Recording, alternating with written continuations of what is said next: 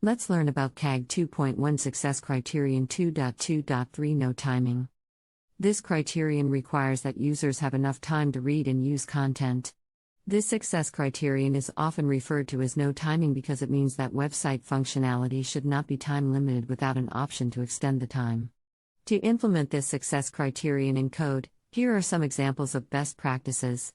Remove automatic time limits. Automatic time limits can be a barrier to users who need more time to read or interact with content. Avoid using automatic timeouts, refreshes, or redirects.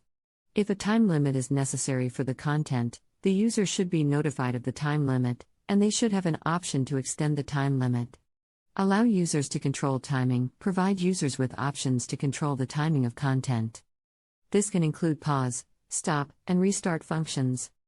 Provide clear instructions. Provide clear instructions on how to access and use the timing controls, if applicable.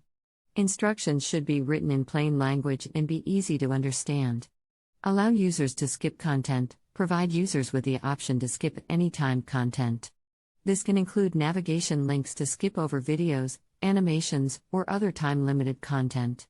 Test for accessibility. Test your website for accessibility, including Success Criterion 2.2.3, using automated tools or by conducting user testing. Here's an example of how to provide an option for users to extend the time limit on a timed quiz question. In this example, a quiz question has a time limit of 10 seconds, after which the question is automatically submitted. The code includes a button with the ID Extend Time button that, when clicked, adds an additional 10 seconds to the timer. The timer is updated every second, and when it reaches 0, the Submit Answer function is called.